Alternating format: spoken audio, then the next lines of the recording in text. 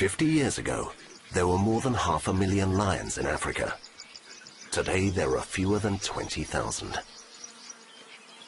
Once they lived in freedom, now they must adapt to life in reserves. The king of the jungle, the great predator, is a star on the wane, hemmed in by urban development and besieged by tourists. It is not surprising that he's in a bad mood.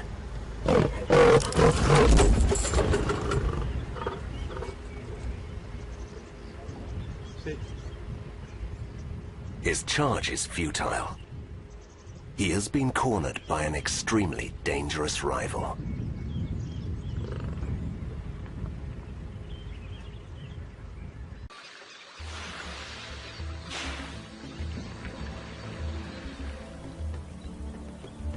During the 20th century, the spectacle of Africa's natural riches enthralled the world as the continent became the location for countless film and television documentaries that explored the secret lives of wild animals in incredible detail.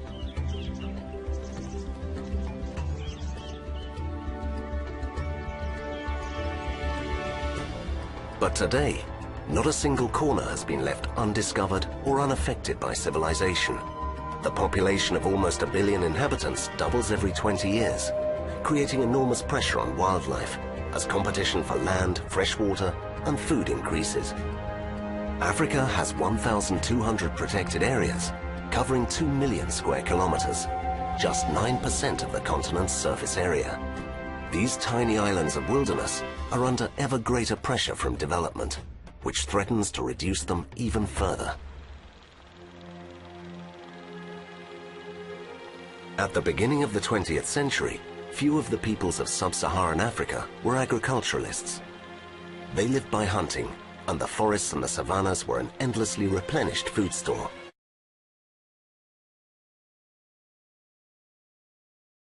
Killing an elephant, as cruel and unnecessary as it seems today, would feed a whole village for many weeks.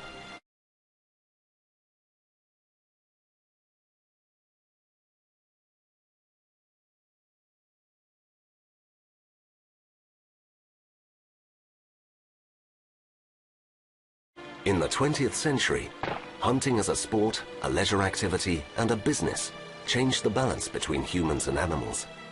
Killing was no longer a question of self-defense or finding food, but of flattering the hunter's ego.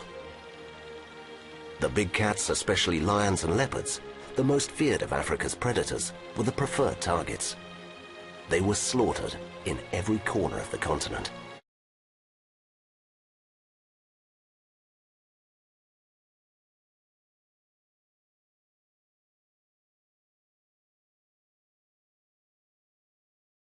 Africa quickly became a killing ground for many species, the result of uncontrolled hunting by locals and foreign visitors.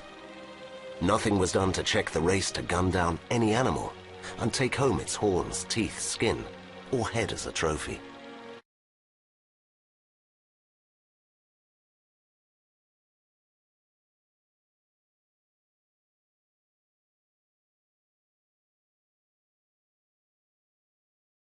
Today, big game hunting is a strictly controlled exclusive activity, regulated by national governments, which allow only a limited number of animals to be killed, to maintain the right balance between different species on reserves. But these controls have been imposed too late, after years of devastation.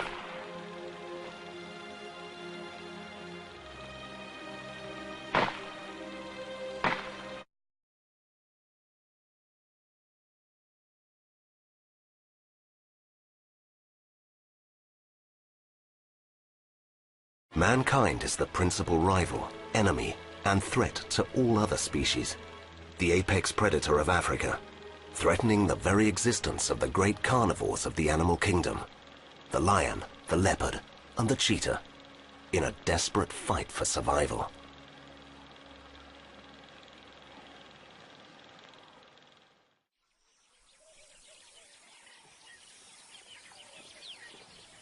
The populations of large carnivores in Africa have declined alarmingly over recent decades.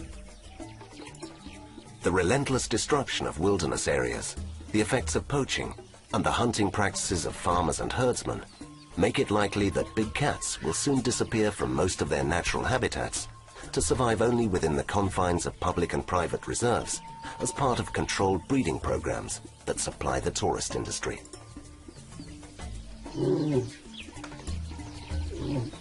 This has set alarm bells ringing for naturalists across the world who have set up urgent campaigns to raise international awareness of the problem. You need the governments of all the other countries to wake up and quickly, preserve some land so that the wildcats can still flourish in there. And then, start settling down.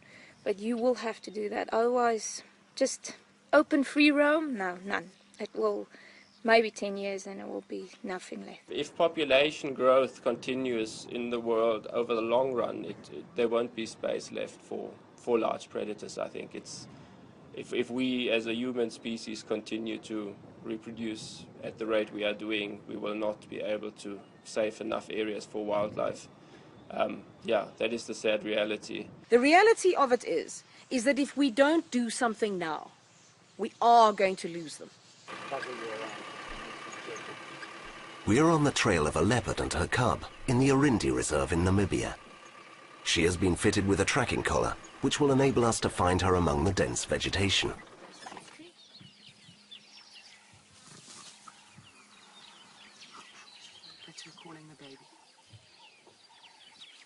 The leopard is highly prized by poachers for its skin. It is also the big cat with the worst reputation among farmers because of its predatory instincts and its elusive nature.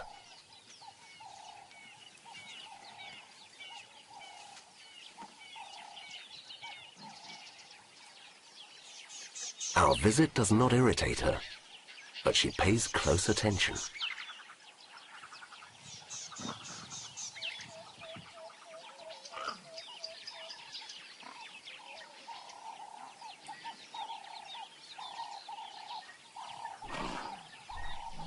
She calls out to her cub, warning her of our presence.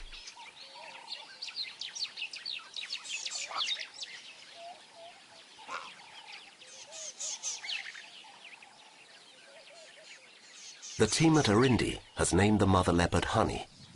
She is not afraid of us, but just to be sure, she never lets us out of her sight, calling to her cub all the while.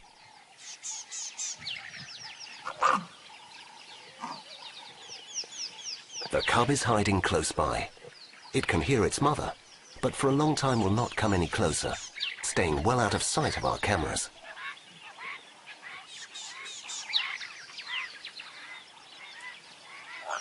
Mother and daughter finally meet up behind a thick wall of undergrowth.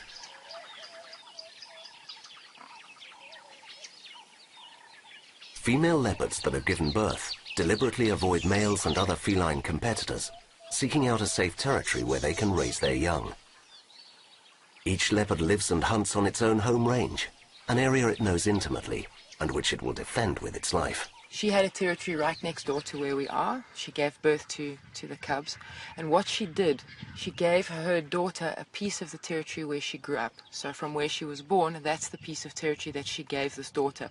So wondering how she knows the territory so well, she was born here. She's been here since the very beginning. She knows exactly where to go to hide. She knows where to go and find where the springbuck are hanging around or the warthogs for food.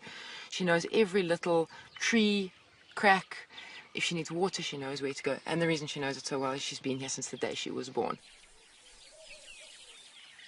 A leopard's territory can cover as much as 20 square kilometers, a large area usually coveted not only by rival felines, but also farmers in search of a plot of land to live on.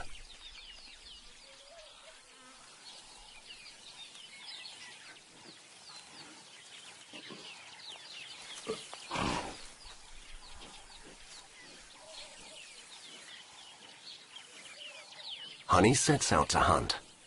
She allows us to follow her, but first she makes it clear that we should keep our distance.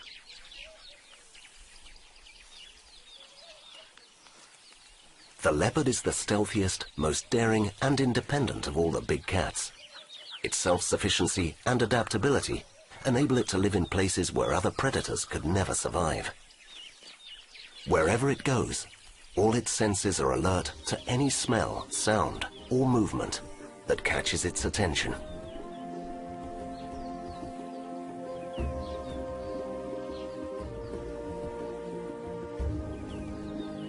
Adult males can weigh up to 70 kilos, while females around 60. Females have a gestation period of 90 to 105 days and normally give birth to a litter of 2 or 3 cubs, which they will care for until they can fend for themselves.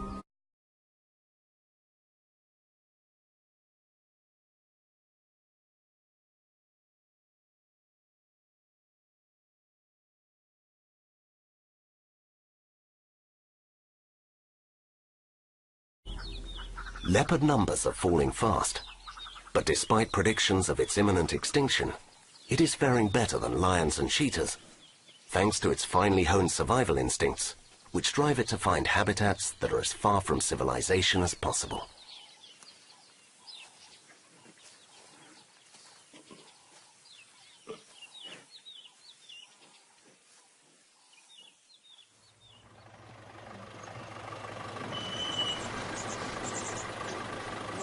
On the Orindi Reserve, the big cats have thousands of hectares in which to roam and abundant fresh water and prey. But this is a controlled freedom. The rangers monitor them to track their movements or to locate them for visitors on safari.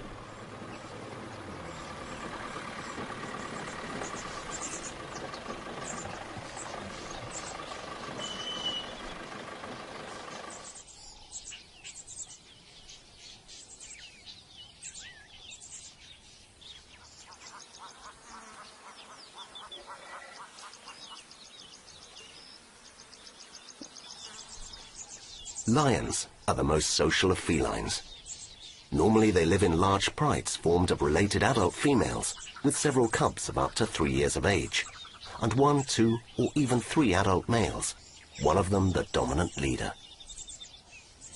While the males are mainly concerned with protecting their territory from possible intruders, the females take care of the cubs and also hunt, a task to which the smaller, more agile females are better suited than the males.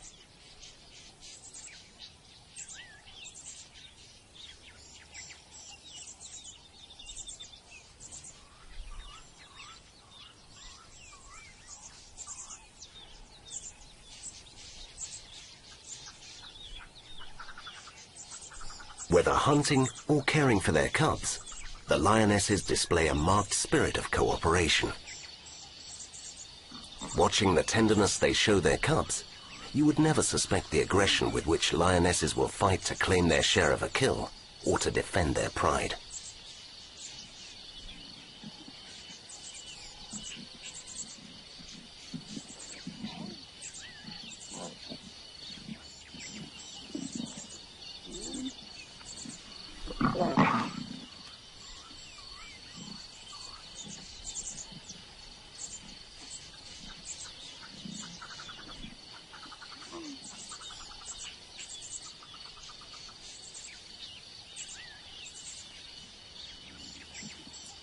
Not far from mother and cub as they play, a male prepares to finish the remains of an oryx caught some hours earlier.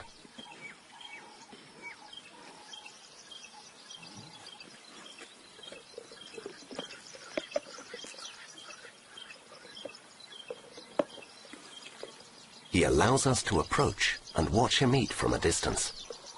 He settles down to enjoy his feast as if we were not there.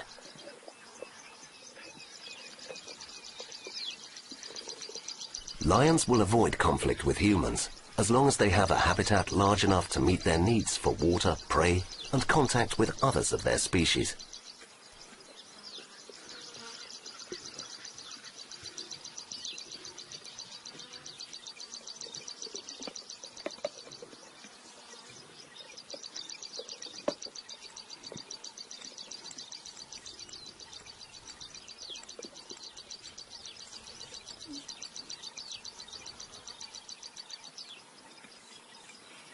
Visitors to game reserves tend to see lions either as ruthless killing machines that must be kept at a safe distance, or as high-maintenance pets that exist as attractions for our amusement. But neither is an accurate picture of an animal that is well able to decide what it dislikes and what will make it happy, especially what will make it happy.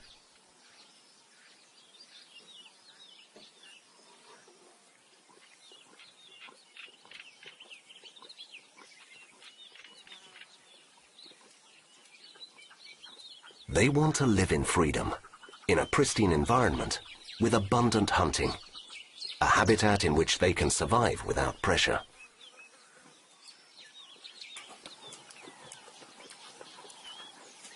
Unfortunately for the lion, sprawling cities and loss of wilderness areas mean pressure is inevitable. In the future, lion numbers may be reduced to 10,000 and confined to wildlife reserves.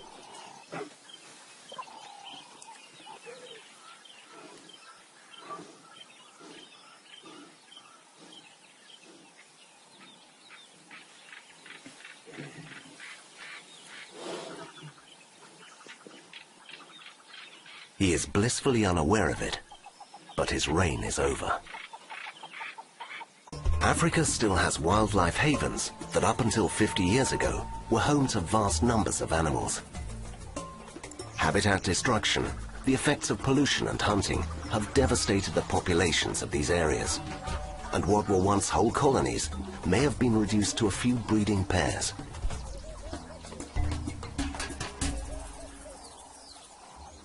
An extended drought, an epidemic, or an unexpected migration can wreak havoc on the delicate balance between species. When this happens, competition for prey can become intense. The advantage of life on a reserve is that a balance can be maintained between many different species, ensuring their survival.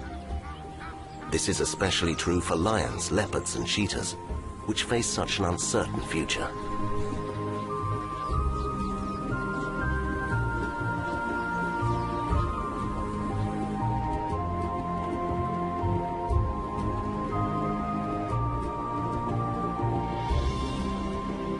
Wildlife also has incredible potential to attract visitors and generate income.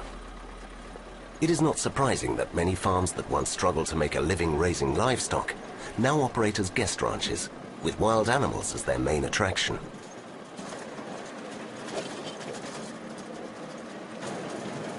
The Nankuse Foundation has established agreements with farmers to create sanctuaries open to tourists, where rescued big cats are rehabilitated.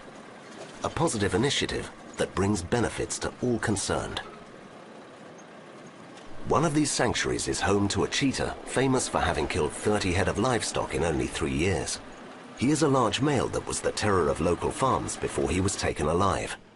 Named Spartacus after the legendary gladiator, he is the main attraction of the Solitaire Sanctuary in central Namibia.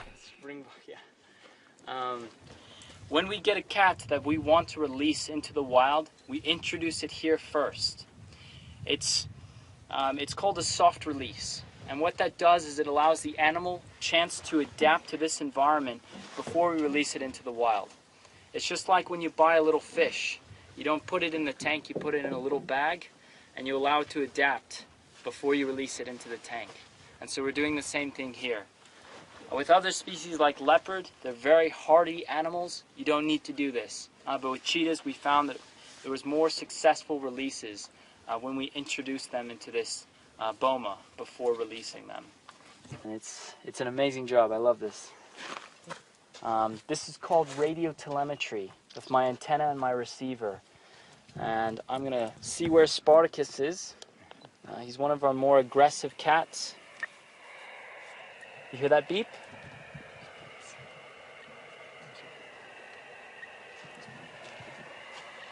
So Spartacus is quite close.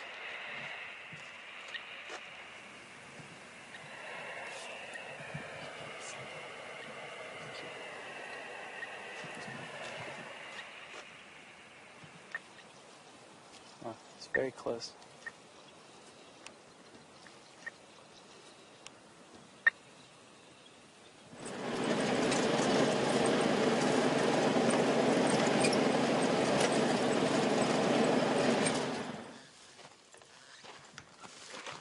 Spartacus. Yeah. So you can see he's a very slim animal. That's how these guys are built. But Spartacus is especially big. You'll notice he's got a very large head. Today, Spartacus is a star, but he was a nightmare for ranchers who hunted him night and day and would have shot him on sight like so many other predators that threaten livestock or simply get too close to inhabited areas.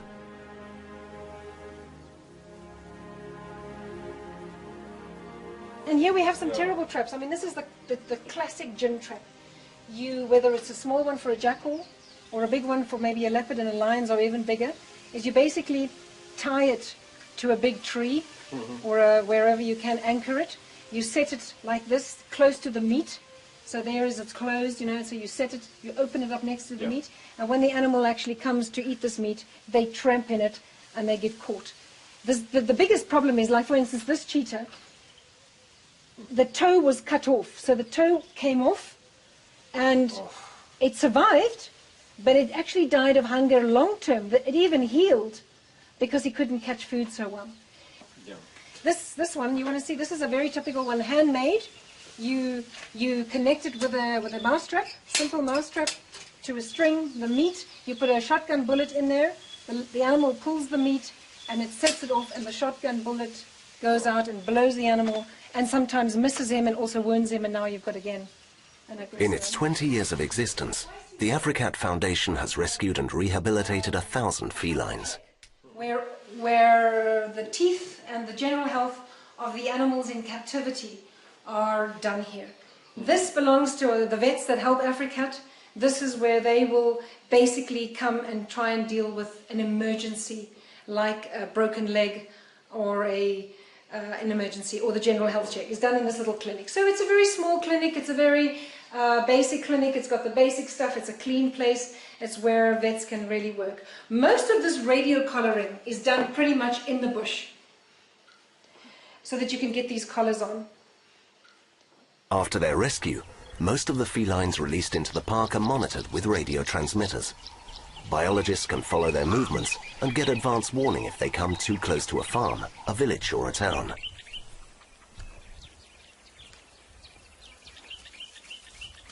The sight of felines and other wild animals wearing radio collars is becoming more and more common.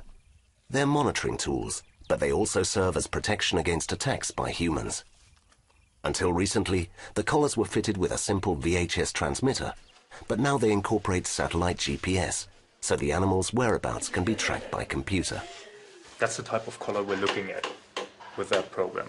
And they have what is called a VHF unit, which you use to localize the animal in the field, where you take out an antenna and a receiver to be able to find that animal on the ground. On the backside, you have the GPS unit.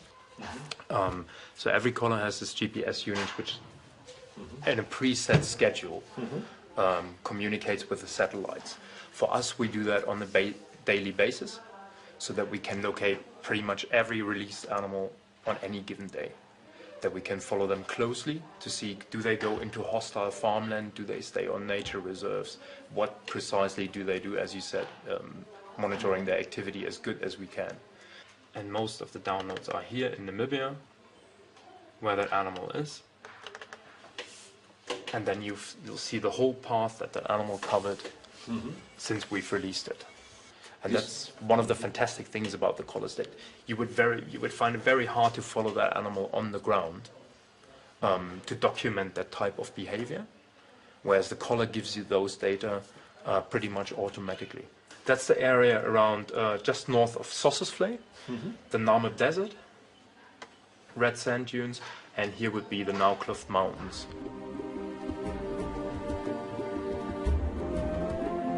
GPS technology has enabled amazing discoveries, such as the cheetah that entered the Namib Desert, an area considered too arid for large predators, but which survived due to the lack of competition.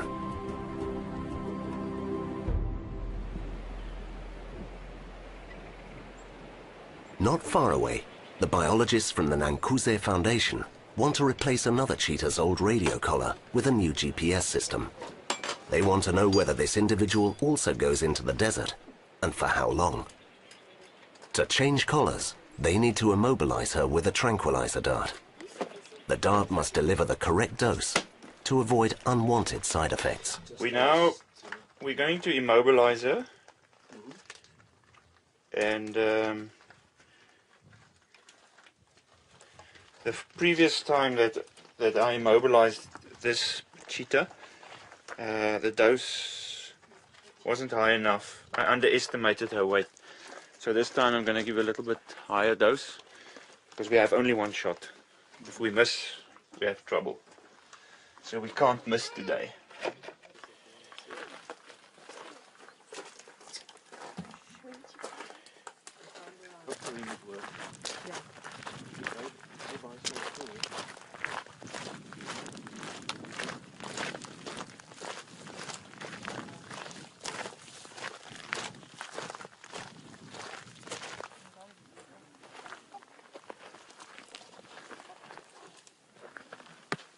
Great.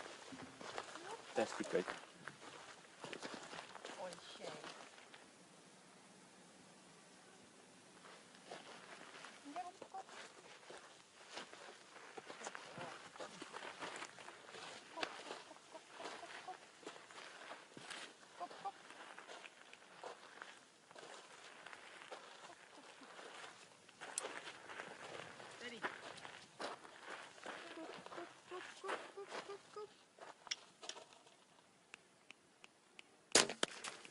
Okay, perfect.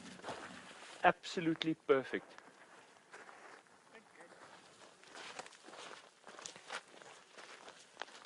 After being hit by the dart, the cheetah begins to feel the effects.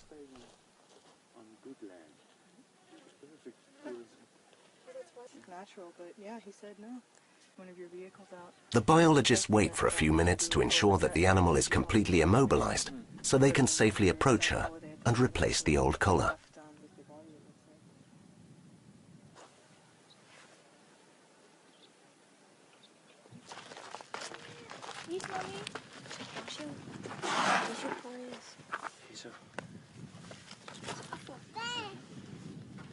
From now on, her every movement will be tracked by satellite and logged onto the computer. Yeah, I've got it. Both brown and well done.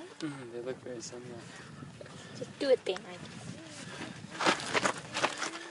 See, I know how. Yeah, that's right. Is it? Yeah. Oh, yeah. Once the GPS collar is fitted, it's time to wake her up. Dr. Rudy van Vuren administers another injection, but this time to bring her round.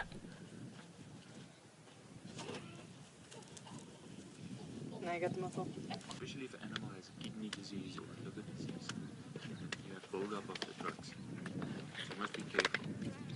Although the effects of the drugs will gradually wear off, the stunned cheetah, her eyes glazed, is a pitiful sight.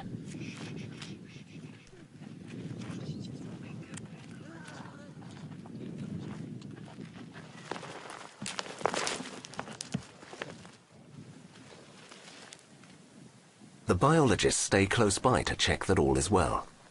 They're worried that the tranquilizer could have adverse effects, as has happened previously when animals have had unexpected negative reactions. Seeing a cheetah in this state is a stark reminder of their vulnerability. They are animals with extraordinary physical capacities and powerful teeth and claws, but all this is no defense against the threat we pose to them.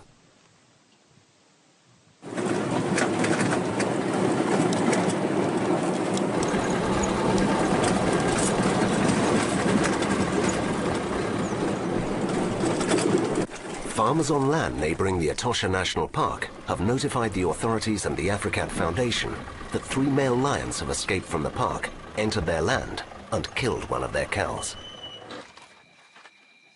Dr. Ortwin Ashenborn, veterinarian at Etosha, and Tammy Horth of Africat have agreed to work together. They need to find the lions, immobilize them, and return them to the park immediately. Dr. Ashenborn prepares the dart rifle.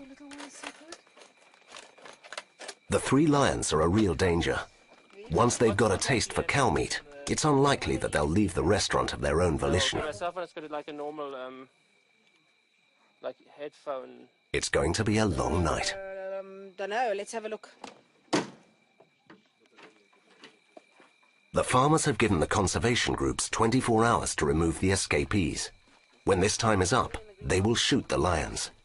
They cannot risk having the lions kill more livestock or attack the farm workers. And then from there, if there's any movement, we shoot off target. Dr. Ashenborn goes ahead of the other vehicles to locate the lions and attempt to hit them with the darts on his own, without distractions that might jeopardize the operation.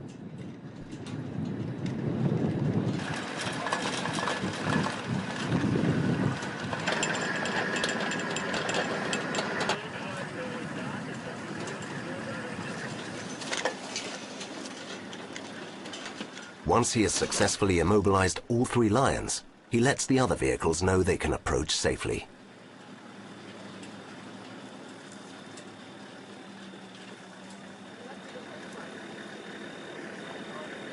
The tranquilizer darts have put the lions into a deep sleep. Here you go. All 3 were gathered around the carcass and entrails of the victim, a cow weighing over 600 kilograms, which gives off an intense smell of decay. Okay.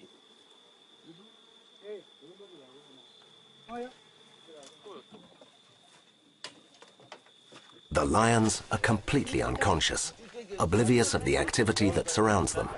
Their stomachs are swollen with the meat they have eaten.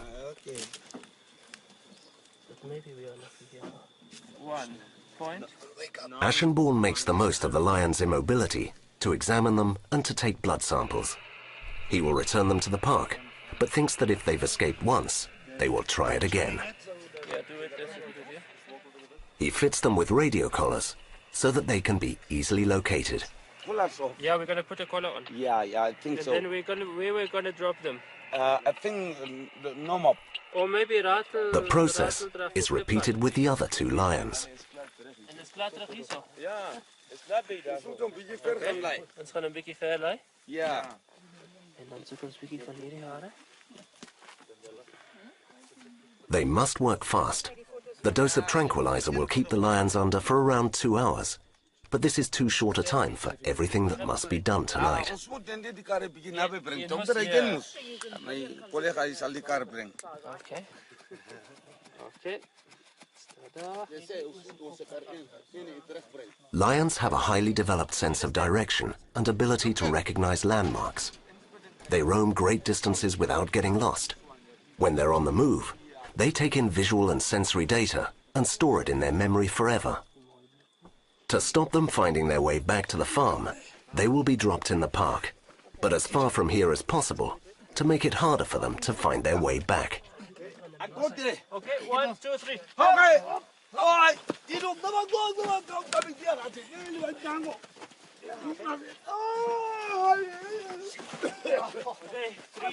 2, 1. 3, 2, 1.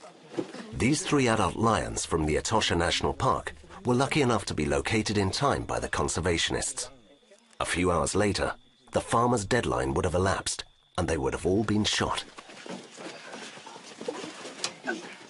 1, 2, 3, go! 1, 2, 3, go!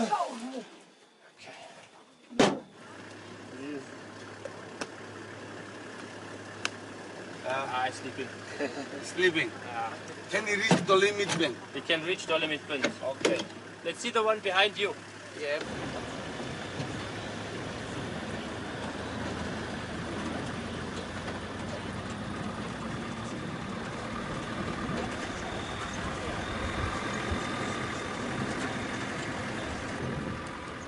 We reach the double line of fences that separates the farm from the park. The lions must have broken out through a hole or a tunnel. All wild animals try to break through barriers that limit their freedom. Elephants usually knock them over by charging at them, and many other species dig tunnels to get underneath them.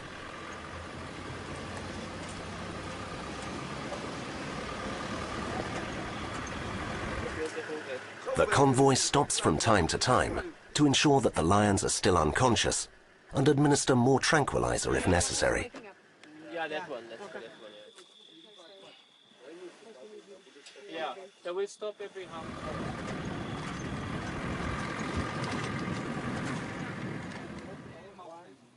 4 hours later, we reach our destination.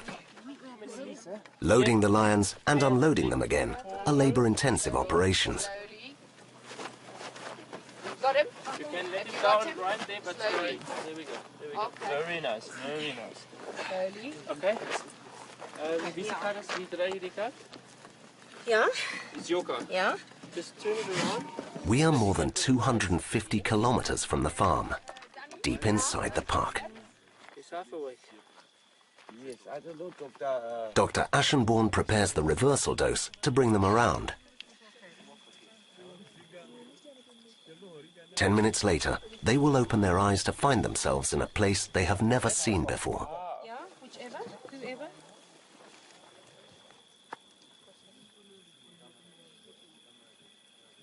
Their adventure began 4 days ago, when they crossed the park boundary to find a taste of freedom and a succulent banquet. We do not know how they'll react when they come round.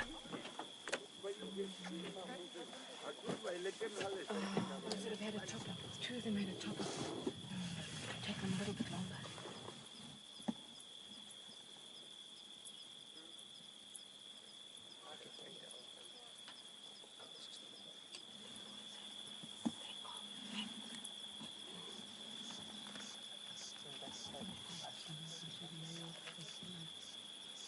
The scene that unfolds is fascinating.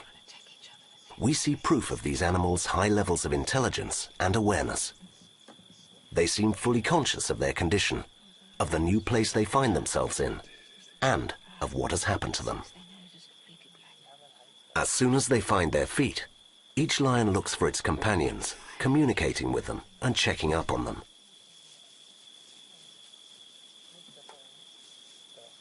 They behave just as humans would in a similar situation. They ask the others how they feel, then encourage them to get up again. Who knows whether they'll try to return to the farm, the scene of such an incredible adventure. For them, it must seem like a beautiful dream, but for the farmers, it was a nightmare. The fact remains that wherever a lion goes, it is a dangerous predator. And the other big misconception, I think, is people always think lions are pretty cute animals. They look at things like the Lion King movie or so and then think they are cute. And I mean, they are killer machines. If they go out and kill livestock or even humans, they are really dangerous animals. And that is what makes it really difficult to live with them. And I think in the Western world, you've got this conception of these pretty animals, and you've got a lot of these captive facilities where you can go and pet one and cuddle one. But the truth is they are really, really dangerous animals that are just made to eat meat, and they can't do other than that. For farmers, the presence of big cats on their property is a problem with no obvious solution. Loss of livestock translates into financial losses for which governments and insurers refuse to compensate them. We as commercial farmers, we see our animals, domesticated animals, cattle and goats and sheep, as a money-making business. We have to make money out of them, put it onto the bank and do a business out of it. So there is that split coming. So if a lion or any predator comes into the communal area, it's like they're robbing their bank account. For us, it's a loss of business or loss of income as a commercial farmer now. That's a problem. On communal farms shared by several farmers, the situation is even more difficult. These are farmers with small herds, and the loss of half a dozen head of stock to a big cat can spell ruin.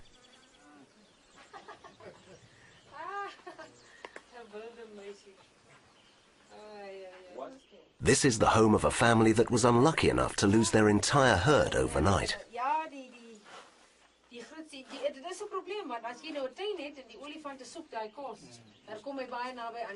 One day, lions broke into the sheep pen.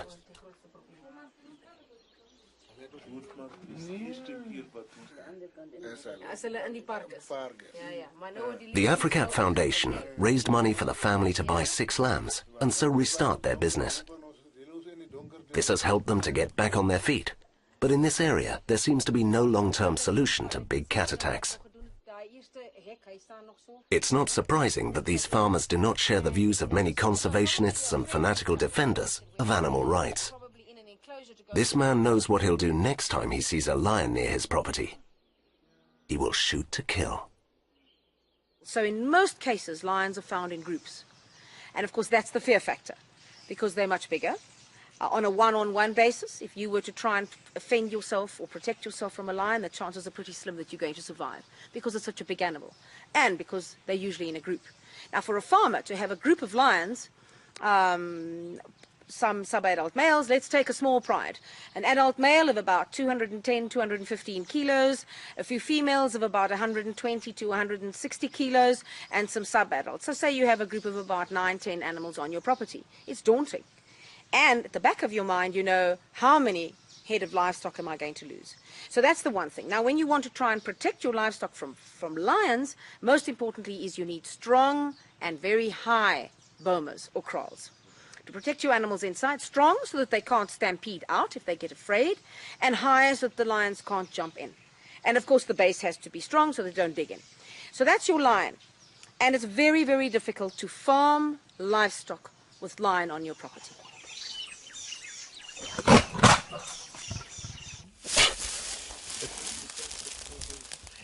There is no trait more characteristic of felines than the desire for freedom, and they can be very aggressive in the pursuit of it.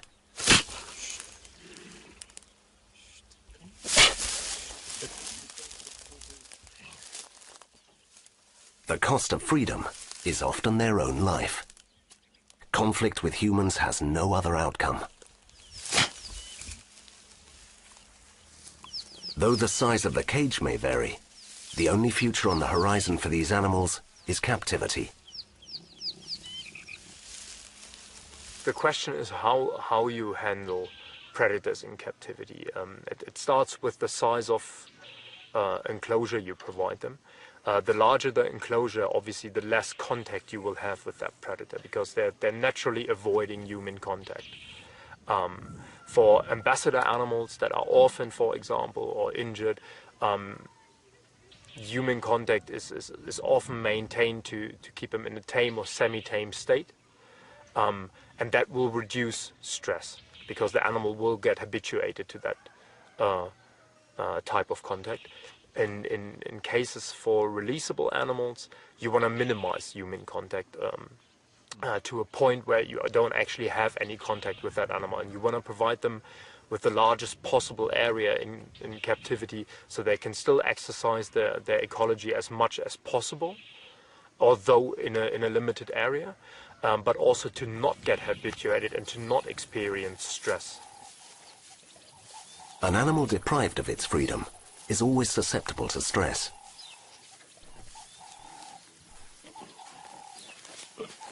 This leopard scrabbles compulsively behind the bars. And this lion hurls itself at them.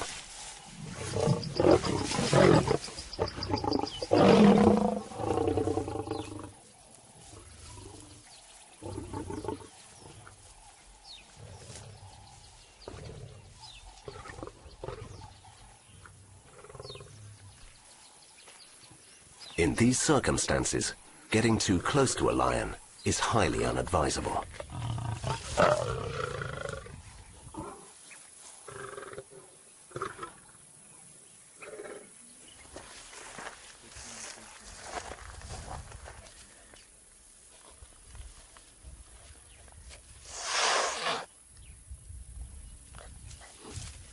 Any feline, even a caracal, yearns to be free and feels incredibly frustrated when it discovers that its territory is limited and that it depends not on itself, but on its captors for food.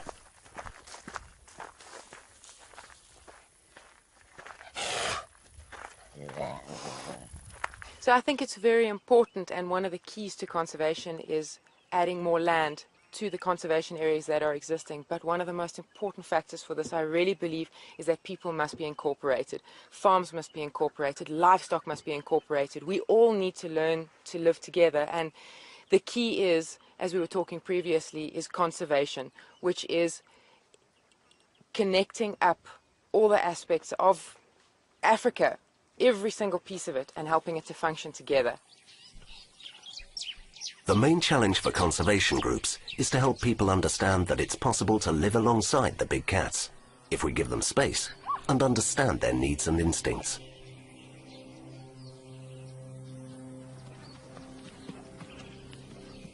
A leopard's instinct is to observe and examine nature in incredible detail.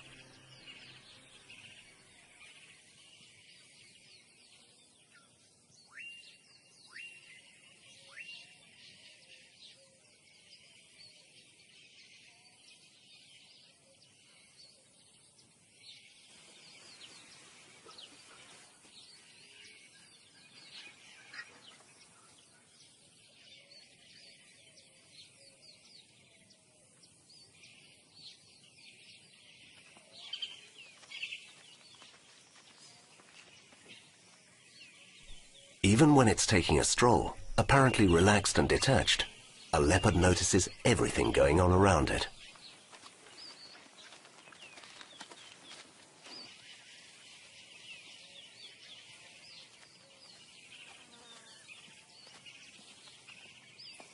From the tracks, this female can tell that other leopards have passed this way, as well as prey, and this awakens her instinct to explore and to hunt.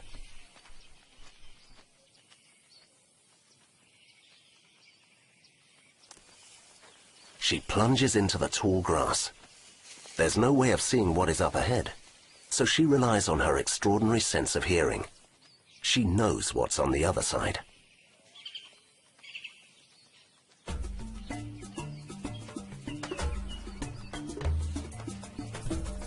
The head of the family of warthogs senses danger and prepares to face it. But he hasn't seen the leopard to his right, which turns to attack the females and the piglets, left unprotected by the male.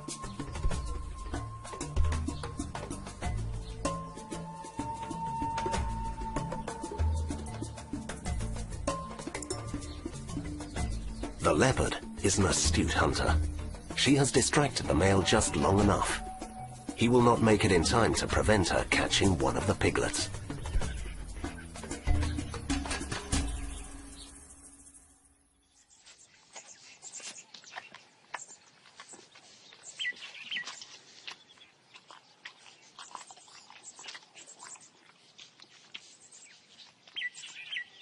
The leopard is the star attraction on any safari. Many people are prepared to pay large sums of money just to photograph one. It's a fact that conservationists need to exploit, so that farmers come to see leopards not as enemies, but as a source of income. People will only tolerate predators if they can get an income from them. So like for us, for instance, the leopards. Leopards eat a lot of kudu and a lot of oryx and zebra, which cost money theoretically to us. But the money they generate from tourism, which the guests can actually come and see them, which is very rare, that makes it the balance equal, if you know what I mean. So if I, for instance, on a farm, if a farmer can realize that he can take a foreign tourist to see a leopard on his farm, he will actually make a lot of money rather than just shooting that leopard. Because he will shoot the leopard once and he will make, say, $10,000 because that's what he will get from the leopard. But if that leopard lives for 10 years on his farm, he will maybe take 1,000 people seeing that leopard. He will make $1 million out of that leopard, the long term.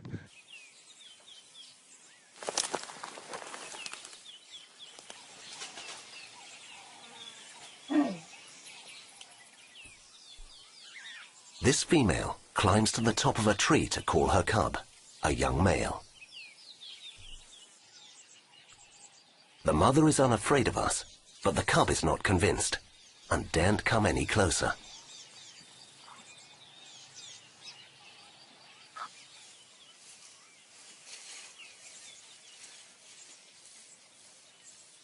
The mother moves from one side to the other, checking that there are no lions, hyenas, or rival leopards in this vicinity, and reassures the cub that there is no danger. But the cub prefers to wait down below.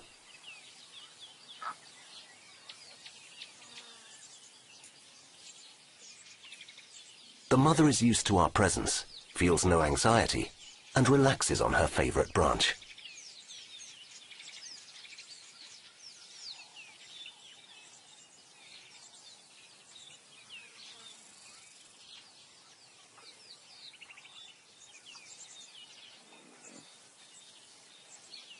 Now it's the cub that must wait until the mother finally comes down from the tree.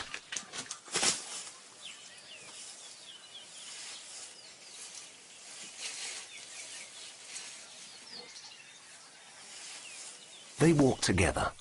The mother leads the way, and the cub follows.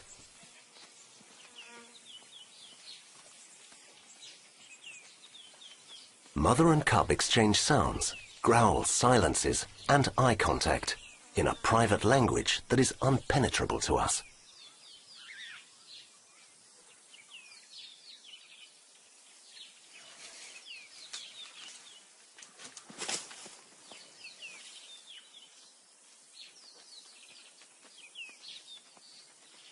Following them, but keeping a safe distance, we have demonstrated that it's possible to live with them. But many people remain unconvinced. Remember, we are the biggest threat for them. So if they're not scared of us, somewhere down the line they're going to get shot because somebody will think this animal's got rabies, or it's going to catch my cattle or my sheep or my goats, and this animal will be killed. So you have to keep them scared. They have to keep their distance. They should not come too close for their own safety. If they come too close to people, they get killed. It's depressing to reflect that should this leopard ever run into a human or stray onto a farm, its days will be numbered.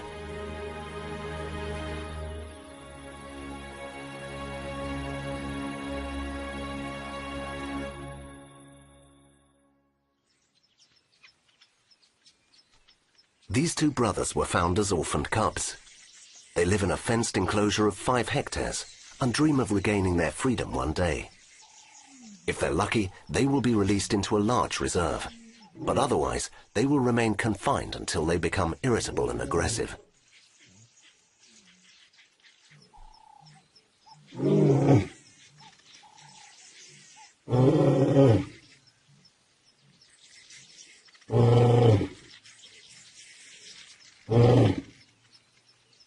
Over the last century, the pressures exerted by humans on big cats have been huge, even cruel. We have killed them out of fear, ignorance, to trade in their skins, or for sheer pleasure. This has brought the cheetah to the verge of a second and final extinction event. The first took place over 10,000 years ago and was due to competition with other predators or an epidemic. The species was saved thanks to a small group of survivors and has made it to the present day as a fascinating genetic anomaly.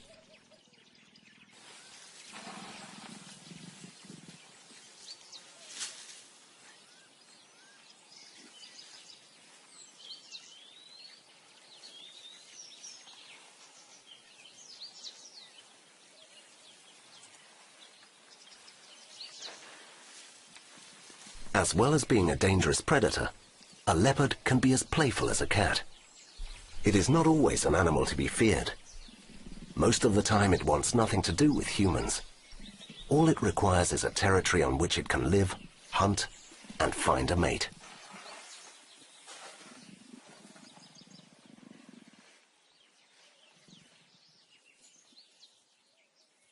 From time to time, it stares at us intently, as if it expected something of us. It warns us not to come any closer, not to cross the line that would separate it from its freedom.